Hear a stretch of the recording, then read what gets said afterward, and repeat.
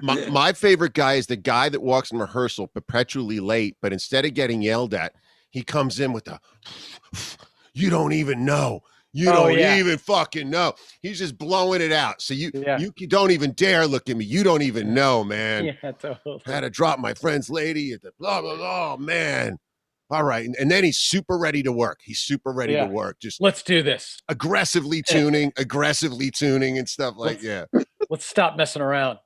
Let's What do this. Oh, my strings are all broken. I need to yeah. wait a Oops. little bit while I restring my guitar. Hey man, you gotta pick. You gotta pick.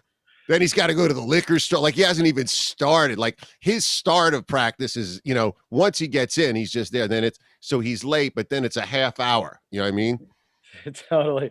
Then he's like, I should have never borrowed this guitar from that one dude. Oh Guitar yeah. sucks. Oh, I forgot my guitar. Or Kenny, I used to have a problem because it actually he'd come and he had a stripper girlfriend he was living with that paid for everything, and he was so lazy and watching TV and just sleeping all day that he had these scrubs pajamas, and I'd be like, dude, we do one thing today?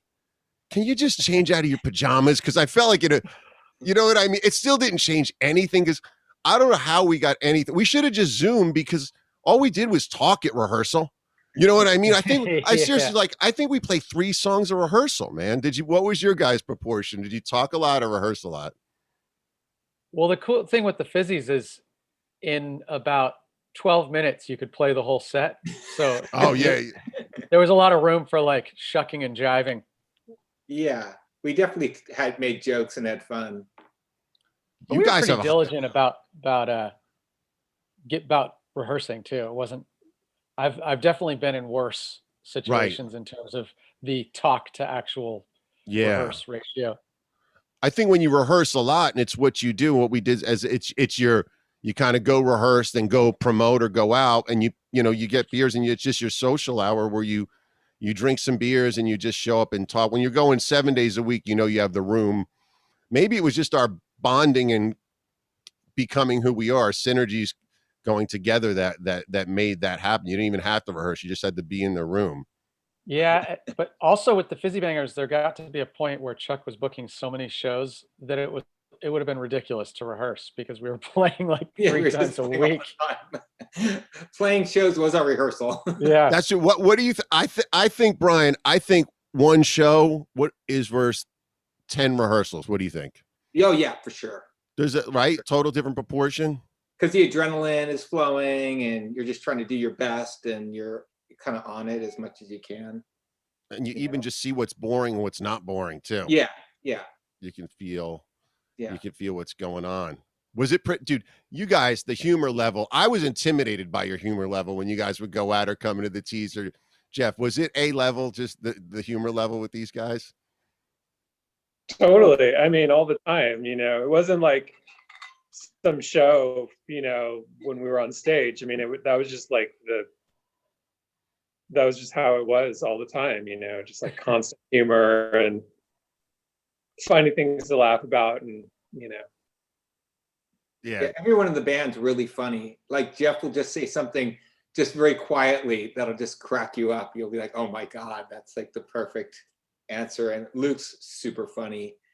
And even Chuck in his own way is pretty funny. He just Oh, says yeah. those random Chuck things. might be the funniest. He doesn't even know he's being funny. He'll just Yeah. say something and we'll all like break out laughing. Just the way he says stuff. And I think the humor is such a big part of everything.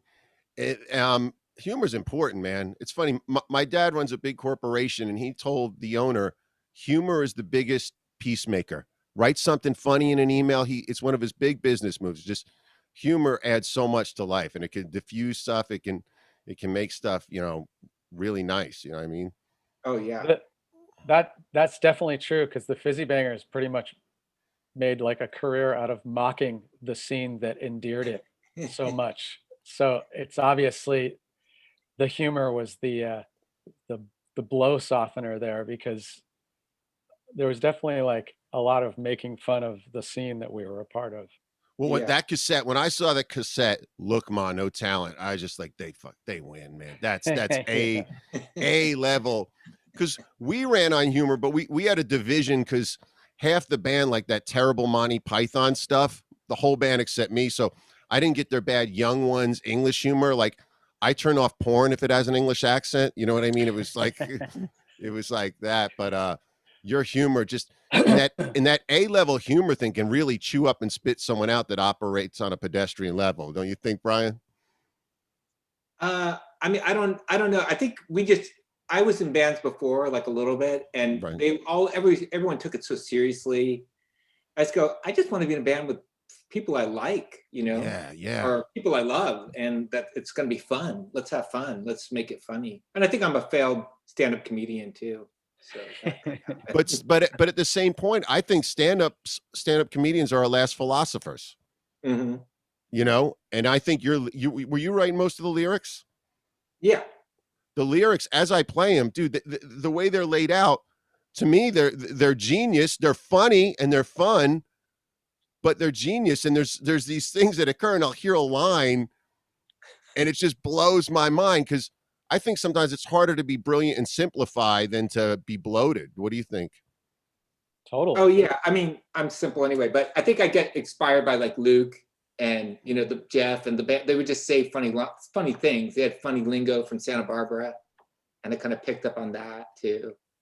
Yeah, the Fizzy Bangers was a mishmash of lexicons from different scenes, because Chuck definitely had a lot of lingo that crept its way into our sort of regular speak. And same with Brian. You guys grew up in LA, which is a different thing, but Jeff and I arrived for sure with a language of its own. Santa Barbara has that for sure. Now, are you guys? I know different people have come in and gone, but we're talking about this group and Chuck, and you bring in whoever you want. But were you guys all from California? Yeah. Not Jeff originally, but pretty much for the. I was born in Chicago Okay, and that's right. grew there until 7th grade, and then I moved to Santa Barbara. All right, so you're California, because I always felt like you guys knew something that we didn't know. Because I grew up Jersey, so you're growing up on Rat and Jovi, and Iggy Pop is just a name in a magazine of bands that play in New York where you didn't go. But you guys, when I got to LA, knew all this Red Cross, along with, I'm sure you like some of the simpler stuff, but Red Cross and this whole California culture. It seemed like such a California band. That's what I love about it. Yeah. Red Cross are awesome. Love that band. That was a big influence. Yeah. When did you start? How did you get into them, Brian? I was like, I grew up here and I lived in North Hollywood, and I used to go to punk shows like Black Flag, Circle Jerks, TS Well, all that stuff. That was like my first, punk was my first kind of love. And then I just kind of stayed in the scene all through the changes with like Poison was just like this like band from, Pennsylvania or somewhere. Yeah. It seemed like Hicks, but they actually had a good little formula, and we went to see them a lot. And then that kind of changed, that scene kind of exploded with Faster Pussycat, Guns N' Roses, and just kind of, trudged along the scene. And then I met like Luke and Chris at a club, English Acid. It was like a hipster club. Yeah. Was that And I just thought they looked cool. And then it turned out we had mutual friends, and we just it was like kismet, or, it was meant to be. You started your gang. Yeah. It just, yeah. Isn't that weird how fate just changes and that which English Acid was it, Imperial Gardens or Peanuts, when you guys met, just to get a picture of which? It was on Santa Monica. Yeah, Peanuts, Yeah. right? Yeah, across from the donut place and everything. Yeah. But isn't it weird how you guys meeting, starting this band, how many lives were affected? I'm sure people have been married because of that moment. Things have just like that. Think of that. That moment in history is like one of those sliding door moments or butterfly effect moments. How much life was changed by that one meeting of you guys, don't you think? Perhaps because like Chuck booked us at like 12:30 at night on a Tuesday at Coconut Teaser. Probably someone met their eventual spouse there. Yeah. I mean, and then had kids, and basically you could then say that kid wouldn't exist if it weren't for the Fizzy Bangers. They can thank their whole life. I totally think of that. This really runs through my head. I mean, it definitely had to have happened because you guys have had enough effect. And even I'm sure within the band, people have met people through people, and just life, the band changes life. A band like you guys, it really had an impact, I mean, and really, just were a part of it. Not just a footnote, just a big part of what was going on in that time, that early 90s time. For sure. I mean, our all of our respective friend groups meeting. I mean, I know a lot of people because of meeting Brian. That's for sure. A lot of LA people that I wouldn't know. Yeah. And Yeah, and the same with meeting Luke and Jeff and everyone. Like I met a lot of people I wouldn't have known, Yeah. And Chuck was really the driving force because I was like ready to kind of give up, and I was just kind of like, whatever, But then I met, I met Luke and Chris and their band Lost Kittens, and I went to see them play, and I go, God, these guys are awesome, and they love it. It's like they're doing rock and roll, and they mean it, and it's great, And then I realized like how many bands are just kind of phoning it in on the Strip too, and other clubs. Just terrible stuff was happening then. It was like after the whole grunge killed metal. Yeah, like, this bizarre after effect, and the bands were just kind of like gripping at straws trying to see confusion. what I like confusion. Glam bands like mine were just confused, just looking to be relevant, just trying to figure out. It was a very, very scary time for us. But it was like it became like label poison. Even if you were the greatest rock band at the time, and they associated with that whole scene of Guns N' Roses, Faster Pussycat, Junkyard, and all that stuff. It kind of just they wouldn't even come to see your show. Yeah. And then there was this, that sub scene of bands like your band, Motorcycle Boy, that were just in this cool pocket of just coolness that was just fun, and I loved, man. Well, one thing cool, we could play like at Jabberjaw or Raji's, like the cool underground clubs, to 50 people. Right. But then we could play Chuck would book us at the Strip, and there'd be like a full show at the Teaser or the Whiskey. Yeah. So fun. How'd you name the band, man? I love I'm trying to figure out the name. I can't. Oh, well, it's kind of a dorky story, but I went to England. Okay. And I was up in like northern England, like a hick town. I had these girls were pen pals. I guess that was like, early Facebook friends. And we went out to a bar, and it was Fizzy Banger Night. I go, Fizzy Banger Night? And they were just doing slammers, but they called them Fizzy Bangers. I go, isn't a banger a sausage? She goes, yeah, it's kind of like a joke name. So I go, oh, I love that. I thought that's a good name for a band, Cha-ching. And how long from that moment right there is this version of Fizzy Bangers on stage? How long does it take for that to get on stage? 10 years. I'm a lot older than all the guys in the band. Okay. Yeah, I've been around. But you also, there was a version before me being in it that fully played out and stuff too. It wasn't. Yeah, we kind of like we just went through like 50 players, like this revolving door. Like Chuck and me would go, that guy's terrible. I hate that guy. And I go, why don't we just make this band for fun and do it with friends? So when Luke got like Lost Kittens broke up, I go, hey, you want to just join this for fun? And Luke said, okay. And Luke's been the greatest because he made the band, he elevated it musically to a way better level than my songwriting had a right to have. And your songwriting's great, dude. Your songwriting's great. I'm sorry. Your craft is amazing. Yeah. Appreciate it. But but these guys elevated it. And it was just like when we got Eric behind the drums, because he was in some of my favorite bands, I was like, it goes, oh my God, this sounds like crazy, and Jeff's great and Chuck's great. And it was just like, oh, this all is coming together now, and it's super fun to play. It's like a machine, Yeah. And more than the play, everybody, you got the guys that can play. Most importantly, you writing these really good songs that we got to get to some of them.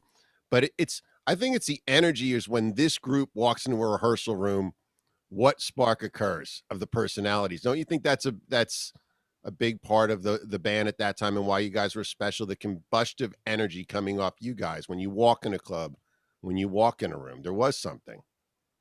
Yeah, it's just kind of fun, It's just kind of like, I think because I would take it kind of as a joke, but then girls started throwing themselves at us, or it's like, oh, this is good. This is something about the flies buzzing around us. That's the flies and the empty wallets. Girls love broke guys. So important. So hot dog on a stick, dude. Come on, that's one of my favorites. And tell me about that one. Well, you know, hot dog on a stick. I don't. Do they have on the East Coast? Yo, fuck yeah, dude. I want to get an outfit. Oh, okay, yeah. Well, there was some in the Burbank Mall had a hot dog on a stick we used to go to. Or usually next to Orange Julius or something. Yeah. Yeah. Usually, and then the girls jump on the pogo stick making lemonade. I go, God, this is so degrading. This is hilarious. And I just thought, like, oh, this is a song. I got to write an ode to these girls, you know. And it is like an ode, dude. It moves me every time I listen to it with that nice soft beginning. It touches me, man. Yeah. Hey, was there such a thing? Was there hot dog on a stick boys or no? Did they only yeah. hire women? I There think was hot dog on a stick boys? Now there is. Back then there wasn't. Really? We Yeah. might have had them. Yeah. Yeah, that doesn't sound Who weird. wants to see a guy in Say trouble? that again, Luke. We'll leave Hot that. dog on a stick boys. Well, some people would, obviously, but you know. And did you have the urban Hollywood legend? You had the girls from Hot Dog on a Stick come to the whiskey, or is that just fabricated? No, that happened. They Oh. came to the whiskey, jumped on stage, and lifted me up when I sang the song. That was probably the highlight of the band. That was like, I go, it's not going to get better than this. How That did was you the make? summit. Wait, how did you make that happen, dude? That's amazing. Chuck probably did. You know, I don't know, finagled something. Wow. And these hot dog stick girls came, but they didn't wear their outfits because they weren't allowed to bring them out of the shop, I guess. Oh, okay, makes sense. Yeah, so but they jumped on stage and, you know. Man. And then I remember going there and giving them like cassettes and T-shirts like the next day, I think, you know. Amazing. Jeff, what's your favorite Fizzy Banger song? And pick one. Don't say them all. Wheelie, What'd you say? Papa Wheelie. Papa Wheelie. There you go. Yeah. That's like one of the classic, you know, from the repertoire. That's just hilarious, and it's fun to play. And it always, I don't know, I don't think we've ever played that where you don't see people laughing. You know, it's like it's really fun to see people that don't know the band, because there's always a handful of people in a room that have never seen the band, and Yeah. you know, there's like a few minutes where the gears are turning and they're trying to figure out like, what is this band all about? And then, you know, like that's a song where people are like, oh, okay, these guys are just like, you know, this is hilarious, you know. It is I so get good. it. They're kidding. And those are the words when you're a kid, like karate, Papa Wheelie. Those are important. That's important shit when you're a kid. Yeah. Can you pop a wheelie, Brian? Yeah, sure. I can't ride a wheelie. I could pop one, but I can't ride one. Man. I could ride it before, like on my old bike, but I have a BMX bike now, like more like an adult BMX bike, and it's kind of hard to pop a wheelie on it. Man. Yeah. Hold on Yeah, one that's- sec. Sorry, guys. The hooks in those songs are insane, man. How'd you write them? What was the process for you writing those jams? Usually I would just come up with an idea, I'd pick up the guitar. I'm a terrible guitar player, but I would just kind of, figure out chords, and then I'd show it to Luke, and then Luke would always make it better. Like Hot Dog on a Stick Girl, Luke wrote the music for the bridge, you know? Yeah. That, made the song. It just elevated it, and stuff, it just like, but like, I remember Smoking Fags. Okay. I when I was in England, the same thing kind of, sparked that same trip. I was in a club, and the guy I was hanging out with and these girls, the guy goes, "Hey, fancy a fag?" And I go, "Fancy a fag? What?" And then he goes, "Oh, it's a cigarette." I go, "Oh, okay." I'm like, "Yeah, no, I don't smoke." And then I was just thinking, that's a great name for a song, Fancy a Fag. Right. But then right. when I was trying to write it that night, I go, "No, Smoking Fags is better," because it's kind of got, Right. it's Right. got- Totally. it's got all an humor. unfortunate double meaning, but it was like, I tried to make it clear it wasn't about that. It just was like, Yeah. saving your lungs from cigarettes. Every title is just amazing. I mean, dude, high karate makes me want to do karate. It does, right, Luke? When I'm in my shop, I can do karate. It pumps me up, man. We actually had props. Luke had friends. What were their names? Sam and Michael. Yeah, and these guys are so talented, and they made us a spinning fizzy flower. They made us a giant high karate bottle that shot out confetti on the crowd or glitter. And we said these props on the stage It was so good. when we started. It was pretty funny. What was your favorite place to play, Brian, of all the clubs? I mean, to me, I love the teaser because people could actually be on the stage while you played. Yeah, the teaser was great. I love the whiskey. I love Jabberjaw. It was such a great club, such a great vibe, Right.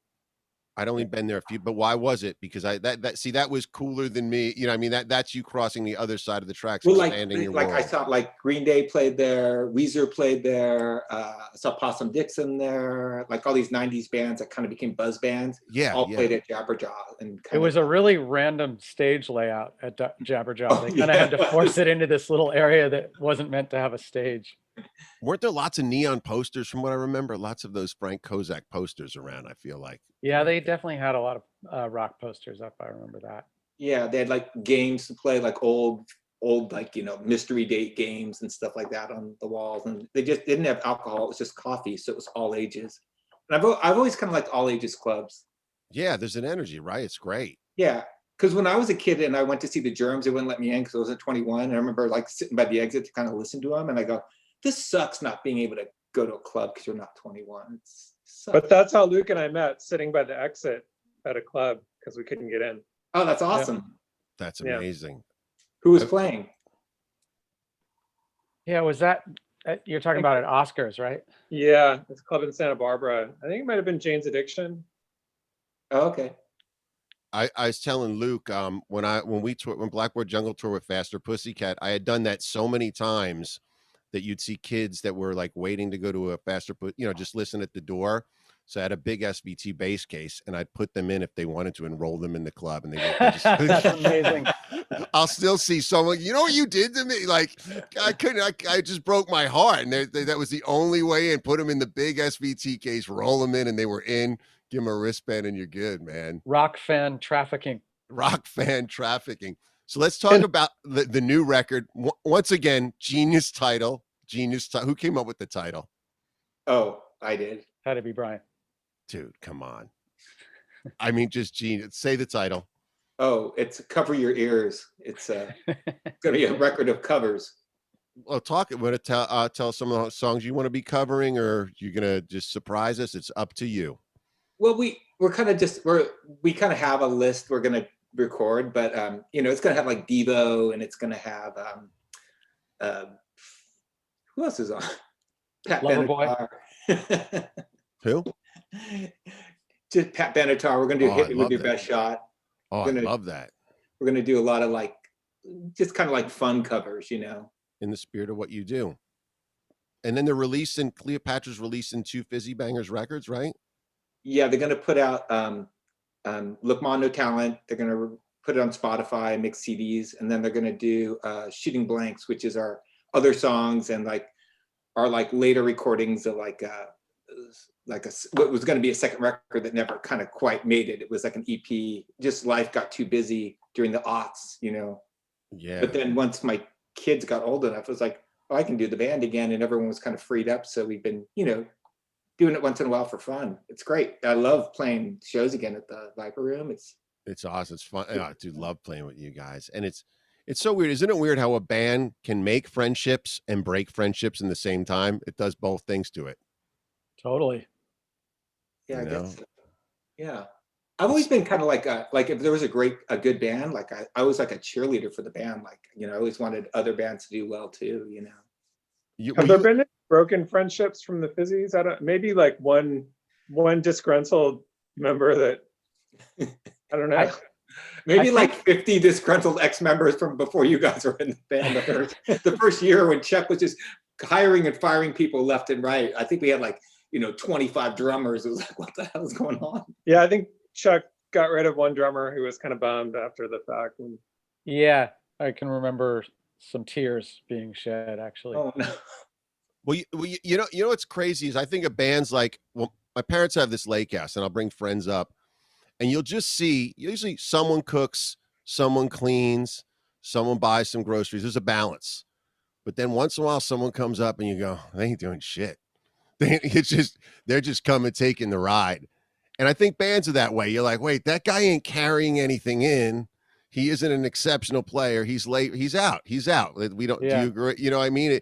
Being in a band really shows you people's colors, their work ethic, their friendship ethic. You see a lot, especially when you're a family like you guys, don't you think? Yeah, there were some Definitely. players that were good. Like I think Tony Snow was like a really solid drummer, It was just like definitely. Eric was my dream drummer. So, but Tony's great. Yeah. Yeah, I think what wears thin too is if someone is looking at it like it's kind of a pain in their ass all the time, Hmm. you start to be like, well, don't do it then. We'll get somebody, because that's the thing. Like one man's trash in terms of a band is totally a true statement, because for every guy that's like totally bored and over it, there's 10 other people that be like that would kill to do it. And that kind of energy is way more fun to be around. And it's just it it transfers, to the crowd. If people watching feel like the band's enjoying themselves, then it's infectious and it makes people, be more into it. There's nothing worse than like someone just like slugging it out, like, ugh, Yeah. I have to do this, even Yeah. if they're nice people, but just if they're over it, it can be, you can detect it, I think. Yeah. Don't be a drag, man. Yeah. I mean, It, how can it, you be over it? So much fun being in a band and playing shows and even traveling. Like if staying in a cheap motel or sleeping on someone's couch, you meet all these people. It's so fun to just travel and play and And it's like even more fun when the band is all friends, like that's yeah. sort of like the cherry on top, and like with the Fizzies, like that was always there. Yeah. But at this point now, this far on, like that aspect of it is kind of like the best part almost, it's just being able to play music with your friends is just kind of the coolest thing now. And yeah. like I know when we all get back in a room together, especially after what we've all been through over the past year, it's like just being able to hang out with your friends, and I mean that's just going to be like as cool as anything. Totally. Totally. Totally. For And sure. the thing about you guys and Brian, you guys are all such. I love music, but when you're in a band, I don't know your drummer. I do know your, but I don't know him the way I know you guys. You're all such music lovers and such deep divers on music, along with Chuck. That it's amazing how deeply passionate and loving of music and the history of music and everything. And I think that's so rich in your band, and what really comes through, what I mean, is the richness and the love of music. I mean, Brian, you're it, man. You're an artist. You can feel it coming off you. You know what I mean? It's great. You know what I mean? And the guys surrounding you that way, you're just going to think that's the way the world is. Yeah. You know?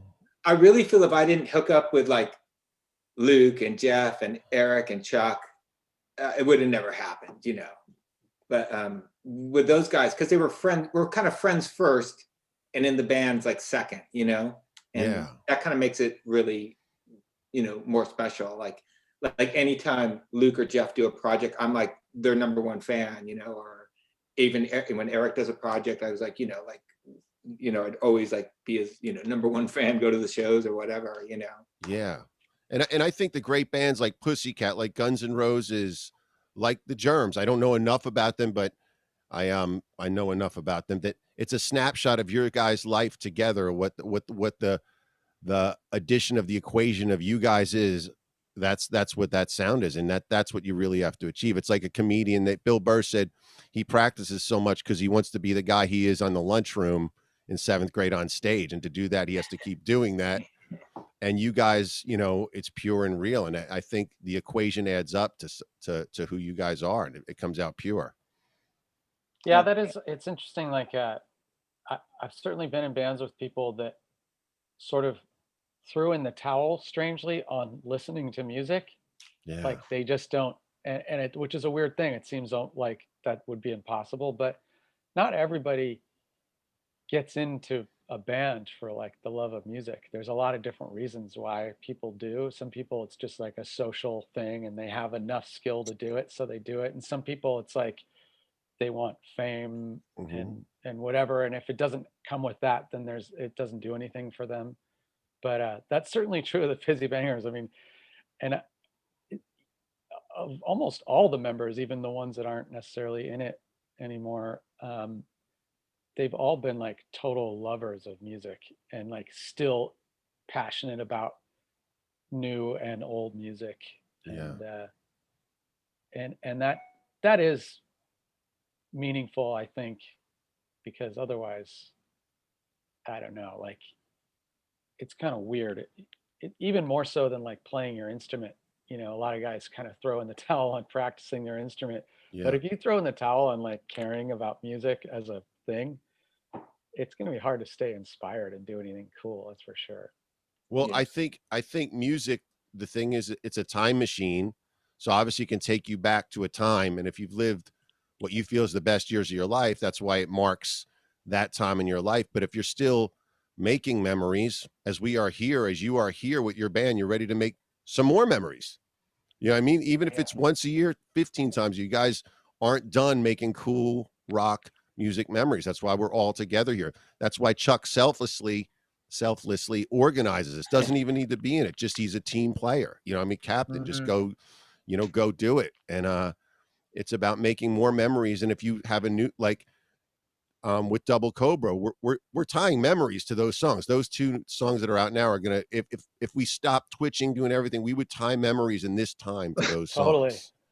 Hopefully good memories. I don't know. That worries me to hear that. But it is. No, but There's it gonna is. be It'll be the weird silver lining in this is that there was some fun had. Yeah. You know. you know.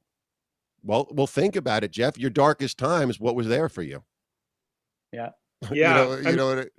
It's true. This period, one thing good that's come from it is, I think for most people, you've been forced to kind of like take stock of what is really important in your life and what you're appreciative of. And I mean, music is, I mean, it's nice to binge watch, whatever's on Netflix, but I mean, music enriches you in a way that's, I don't know, TV will never do, Yeah. Yeah.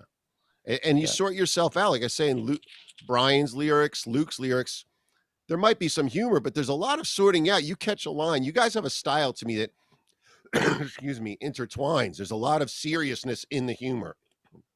And we were talking about you. I was asking a lot about you, Brian, to Luke, and Kim Fowley, who formed the Germs and all the help form it, was like my surrogate father. I mean, did years with them. And as I taught, he would have loved you. You know what I mean? Because he always said, there's not enough humor in music. There's not, you need to be serious, but you need Louie. That's why little Steven hired him. And you have that. And I feel like Luke has that where there's humor and it's this weird space where it's funny, but it's serious. You're getting a point across. Yeah. We met Kim Fowley before. Yeah. I think I think he saw the Fizzies Okay. a time or two. Yeah. Yeah. Man. Yeah. So The real legend. lighthearted question. Where do you guys think you go when you die? No, I'm just kidding. Hopefully heaven. Exactly. So when can we expect the record? When can we expect, any timeline or just, I mean, that's the worst question I know, but when do you think? I would think it'd be ready by summer, That's cool. and then hopefully we can record a few new songs, too. Yeah. Sneak them in there. Yeah, man. And I'm just going to go on a limb and propose. I mean, in the past, the Fizzies have kind of done like maybe a once a year, once every 2-year, 3-year reunion gig. I'm just going to like go out there and propose that we kind of play a little bit more frequently. Oh yeah, that'd be awesome. Love it. That'd be amazing, man. Yeah, I'd love it. We can do a show where we just have like Luke, we have Silverjet, and then we have Double Cobra, and the Fizzies, and just keep making, and then the Flails, and just make it like. It would be cool. It would be cool. I just play one set, and then I sit down and just watch the rest of the show. And then no one ever wants to hear or see from me again in their entire life. And then Luke's just covered, completely drenched in sweat. That is more tyranny than anyone ever will need. The one place we miss with all these shows later, I think we all got to do a Vegas show. It'd be so cool because people can get there easy, cheap room. It'd be fun to work that in with a lot of our bands that play during that. Oh yeah, I'd love that. I think it's a cool, like I've been talking with, like that would just be cool because it's easier for people. People get away. It's not a super big investment. Get in, get out. It'd be really cool to. That's a really good idea. Yeah. The Bunkhouse, that club, Bunkhouse Saloon, that place is awesome in Vegas. Yeah. Does wherever. that still exist? Yeah. Cool. It's funny. I really feel like I broke a lot of ice with Chuck a few years ago at one of our shows. We're always friends, but someone was arguing backstage, being a prima donna, and I was just so upset. And I looked at Chuck and I just said, God, we all had a Japanese record deal. And that just broke down a wall of humor that we've been going ever since. And I feel like everybody in your crew gets this humor that I just appreciate so much, that you guys operate that high level of rock humor. That's a song right there, Japanese record deal. See, you get it, right? You get it. Is it a song or should it be a song? That should be a song. But you got it. The guy was asking, after drawing 12 people, he wanted to know why he didn't have towels and water backstage. So I was like, instead of explaining, I said to Chuck, we've all had a Japanese record deal, man. It's like what was it? Glenn Ross, the coffee is for closers. Is that what that's from? Oh yeah, coffee. Oh yeah. What a water and masterpiece. towels are for people that draw 20. Oh my. What does it? And isn't like third place you're fired or something? It was like that. Was that? Yeah, that? something like that. What a genius movie. David Mamet, such a genius writer. He really is. Oh my God. Yeah. American Buffalo, was that him too? That was pretty wild. Yeah. That was the one that I really, I went on I worked at a warehouse video store, so I was a videologist for that. Just to get it. Nice. When I worked at the video store, this is a funny thing. Anybody can steal from a store, but try stealing back into a store. Because I had a manager, and we'd get the early releases, and they wouldn't let me rent them, so I'd have to steal them out. But I return them to inventory, but I have to go up and hold my stuff in when I was sneaking them back in. It was just above the laser. Yeah, above the laser. So try sneaking something back into a store. That was amazing, man. Well, thank you guys for your time, and thanks for all the great music. And we'll be dying to hear it, man. And we'll keep playing the Fizzies until then. Oh, thanks, Brett. That was awesome. Yeah, thanks. That was Britt. a great hang. Thanks so much. Appreciate it. All right, and everybody say goodbye, and stay on for a minute after so we can say goodbye. Brian is in. Britt sending to you also. No. That's what you love about him, though. He set the whole thing up. Then just I'm out. That's band chemistry, right? Then he later said, on a call to Mexico, the guy is blabbing. So. Oh my God, man. Chuck's like he's the master behind the curtain of the band. He like for sure does everything, like books all the shows and got all the deals, and he's turned it into a career. From what he learned with the Fizzies, he's turned it into like this business. Totally. Yeah, and he was always booking gigs. It was like, and we were just kind of like, all right, cool, and he really was an important part of the Fizzy. Aside from the music, and a great bass player. Yeah, with all that, it's great. Yeah, he did the genius thing of he knew we were going to be more legit with a manager, so he just pretended to be a manager. Right. And would if someone called, he'd have to answer as the manager. And or people, because we tried to get a manager a couple of times, and they always turn out to be like these clowns that weren't really managers. We're like, nah, this isn't going to work out. Yeah, you realize you had more going on your own to get more done. Management. Yeah. Oh my God. Management. That's kind of up there with Japanese record deal. If you don't need management, you know what I mean? That's up there with business cards. Remember that? Everybody, here's my business industry list. You know what I mean? I think tonight we should do a challenge. Me and Luke we should each write a song tonight called Japanese Record Deal. Right. We should do. I'll do it. Dude, it was amazing. It was amazing. Japanese, right? Well, have I told you about? I should just get my dictionary together. It's Soundcheck Bait. Did they tell you about that one? Uh-huh. I've never known of Soundcheck Bait until you said it. I invented Soundcheck Bait. So that's when you're opening for somebody, and you want them to notice your band. Like my band's opening for Slash, and he's at catering, so you start playing like Thin Lizzy. He'll turn around and like, what's this song we can jam to get the headline? Hey guys, remember when you thought the opener cared when you were a kid? You know what I mean? Like, as a kid, you're like, they really care about us. Hey, we're over here, guys. You know what I mean? Totally. And all they care about is checking out your girlfriends. You know what I mean? That's the best Soundcheck Bait you can have at a Blue Oyster Cult show. Yeah, for Because sure. you had to be opening for a band that wasn't carrying an opener, and that's usually like a Blue Oyster Cult or Robin Trower, just someone that you know what I mean. They're like, "Whoa, check out that girl who's under 40 over there." Oh man, we open in my old rock band up here in the Substitutes. We'd open for Blue Oyster Cult every year when they'd come around because they wouldn't carry support, and they would be evil to us at sound check. But then all the girls would come in the dressing room, and they'd all be in our dressing. Oh, stories! It was amazing. Yeah, totally. Blue Oyster Cult. Nice. Blue Oyster Cult. That's a weird one. That's a weird existence, right? It's big, but not. You know what I mean? So Totally. you lived in New Jersey. What town were you from? Freehold, New Jersey. Freehold, Colts Neck, Marlboro. Is Were it you from South? Central Jersey? It's Oh, funny Central. when people say north south, I feel like I'm a paratrooper. I'm so directionally challenged. But I think the center of Jersey.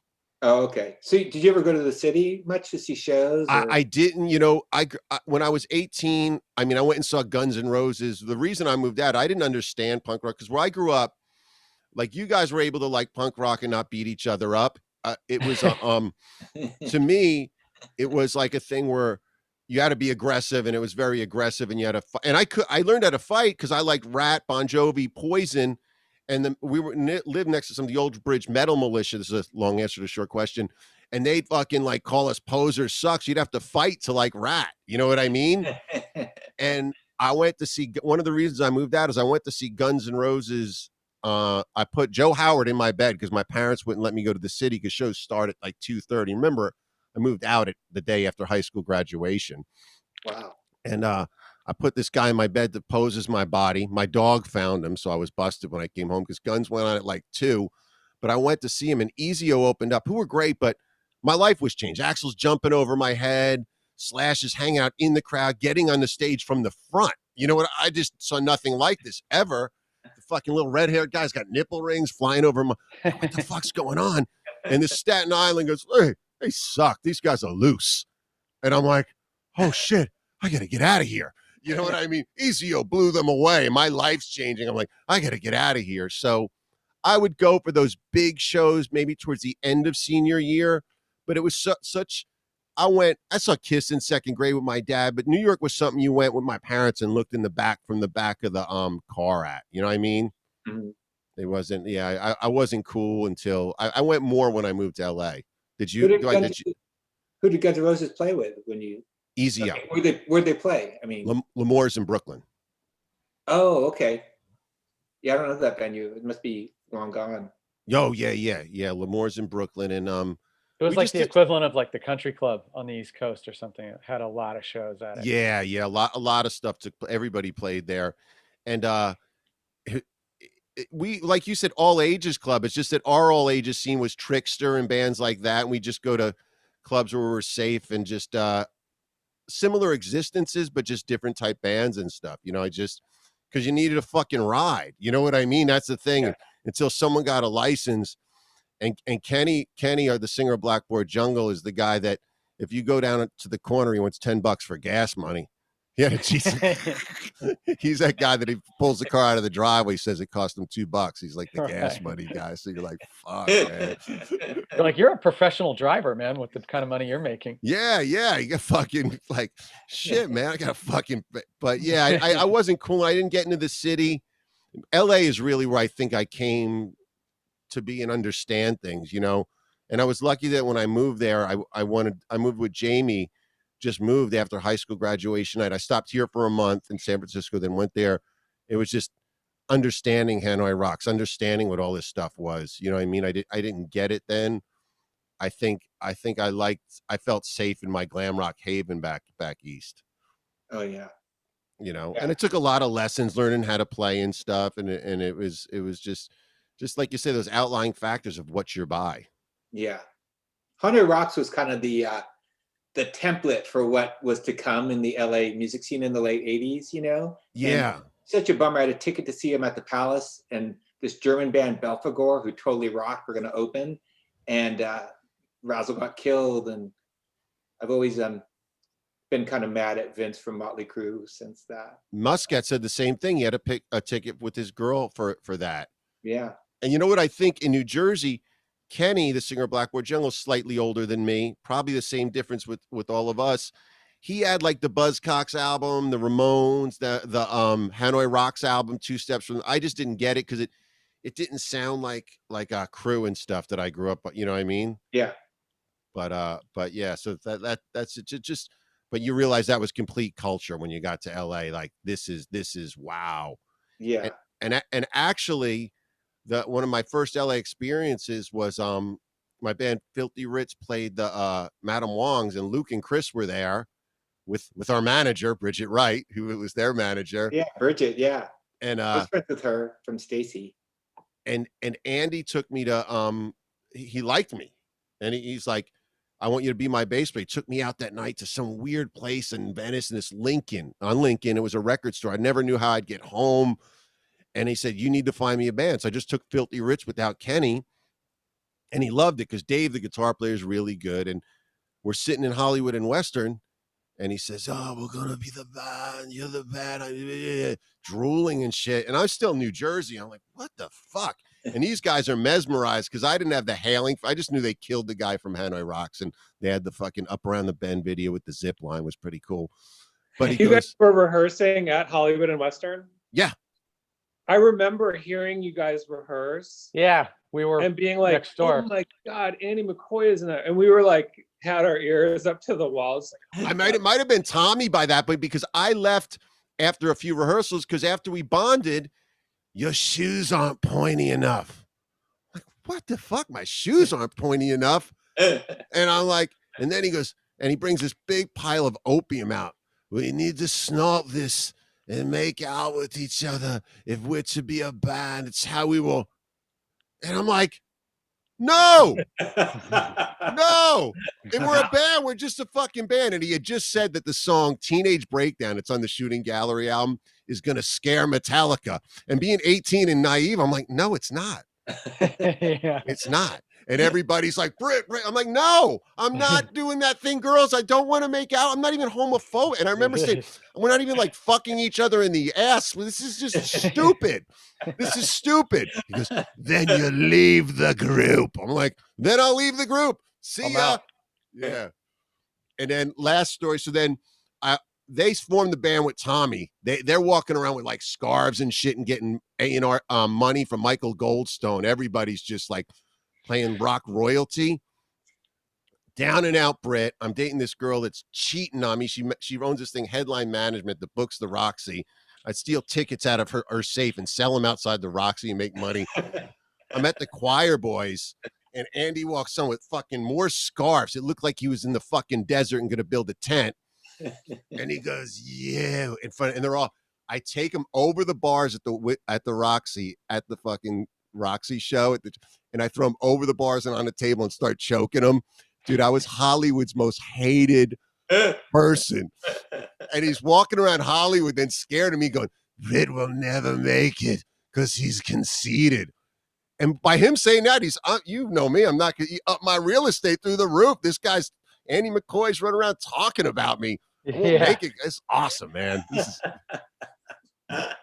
So that's back to your question if I ever went to New York City. I'm glad I didn't know about that in that time because we were just, I don't know, I think Luke too, we kind of held them in such high regard, particularly Andy McCoy, and it would have sucked to be like, oh, he's a terrible person. But Luke, I remember Luke, because that's why I did it too, was because of Luke. I have an amazing memory. I do have to say, like photographic. Luke had told me a story at Bridget's of them telling Mike Monroe he wanted to know where to eat and he wouldn't let them go with them. So I'm like that was part. These guys are dicks. They're not going to be a dick to me. I was like a little Jersey mental patient. You know what I mean? That was in my head. So, but you're right. You're right. So, okay, last story. I got it. You guys got 3 minutes. This is a great story. So we're on tour because Brent with Pussycat. All right, I recorded all that. I